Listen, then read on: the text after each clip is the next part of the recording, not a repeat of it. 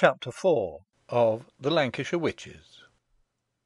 This recording is in the public domain. Reading by Andy Minter. The Lancashire Witches, A Romance of Pendle Forest, by William Harrison Ainsworth. Introduction. The Last Abbot of Whalley. Chapter 4 The Malediction.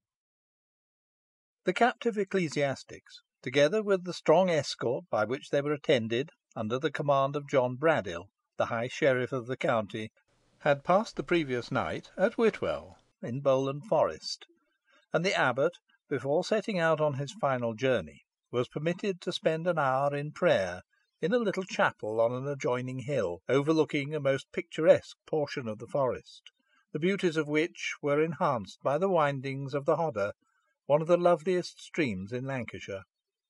His devotions performed, Paslew, attended by a guard, slowly descended the hill, and gazed his last on scenes familiar to him almost from infancy.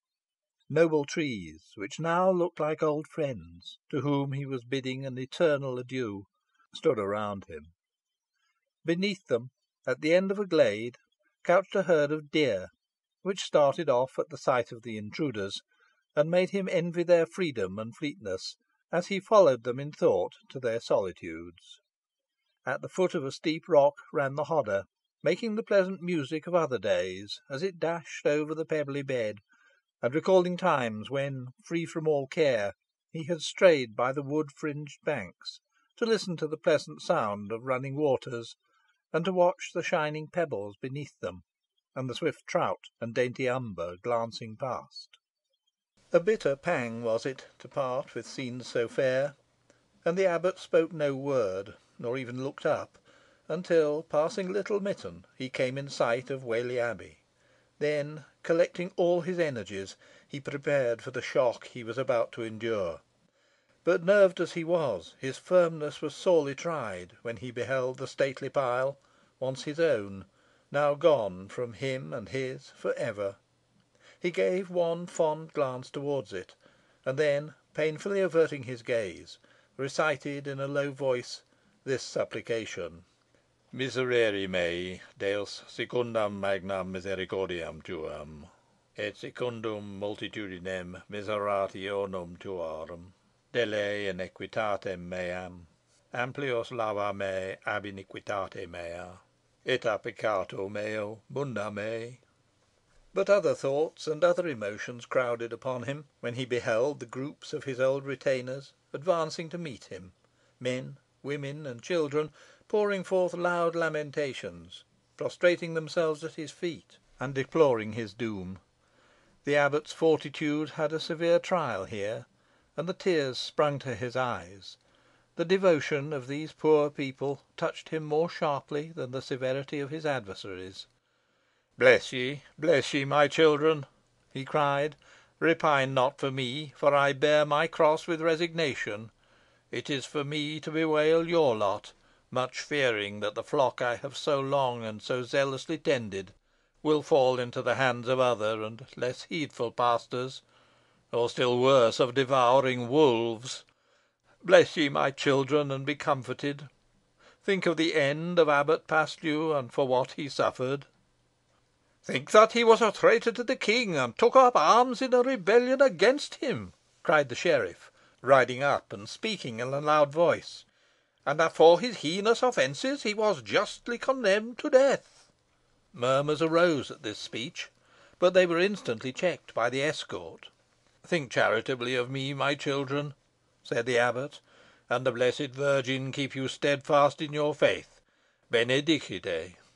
"Be silent, traitor, I command thee," cried the sheriff, striking him with his gauntlet in the face. The abbot's pale cheek burnt crimson, and his eye flashed fire, but he controlled himself, and answered meekly "Thou didst not speak in such wise, John Braddyll, when I saved thee from the flood." "Which flood thou thyself caused to burst forth by devilish arts," rejoined the sheriff. "I owe thee little for the service. If for naught else, thou deservest death for thy evil doings on that night." The abbot made no reply, for Braddyll's allusion conjured up a sombre train of thought within his breast, awakening apprehensions which he could neither account for nor shake off.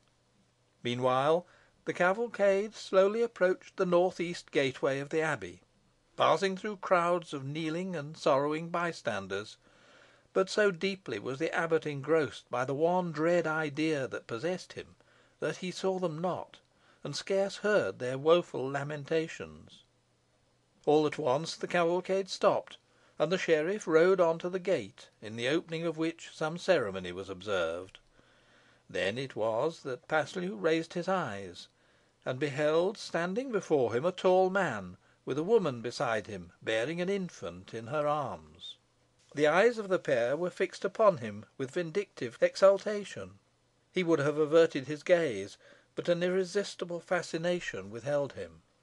"Thou seest all is prepared," said Demdike, coming up close to the mule on which Paslew was mounted, and pointing to the gigantic gallows looming above the abbey walls. "Wilt thou now accede to my request?" And then he added, significantly, "on the same terms as before?" The abbot understood his meaning well. Life and freedom were offered him by a being whose power to accomplish his promise he did not doubt. The struggle was hard, but he resisted the temptation, and answered firmly, "No." "Then die the felon death thou meritest," cried Bess, fiercely, "and I will glut mine eyes with the spectacle." Incensed beyond endurance, the abbot looked sternly at her, and raised his hand in denunciation. The action and the look were so appalling, that the affrighted woman would have fled, if her husband had not restrained her.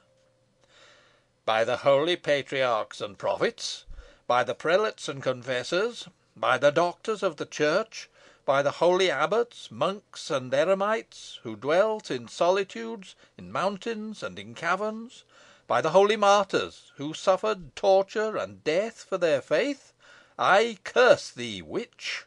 cried Paslew. "May the malediction of heaven and all its hosts alight on the head of thy infant." "Oh, holy abbot!" shrieked Bess, breaking from her husband, and flinging herself at Paslew's feet. "Curse me if thou wilt, but spare my innocent child. Save it, and we will save thee."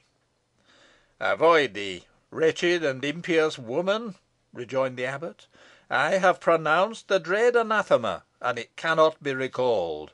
Look at the dripping garments of thy child. In blood it has been baptised, and through blood-stained paths shall its course be taken." "Ah!" shrieked Bess, noticing for the first time the ensanguined condition of the infant's attire. "Cuthbert's blood! Oh!" "Listen to me, wicked woman," pursued the abbot, as if filled with a prophetic spirit. "Thy child's life shall be long, beyond the ordinary term of woman, but it shall be a life of woe and ill." "Oh, stay him, or I shall die!" cried Bess.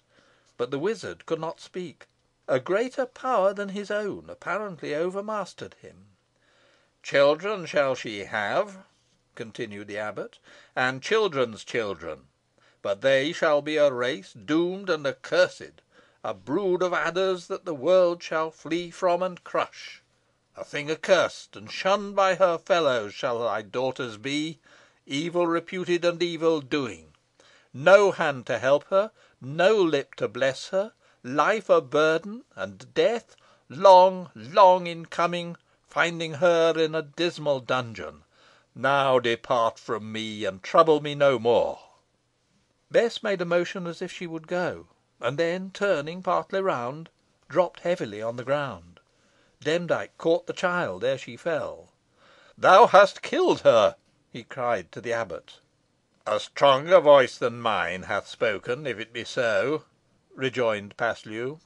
"Fuge miserrime, fuge malefice, qui adjudiatus iratus."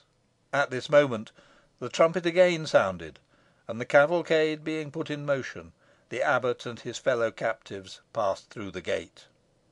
Dismounting from their mules within the court, before the chapter house, the captive ecclesiastics, preceded by the sheriff, were led to the principal chamber of the structure, where the Earl of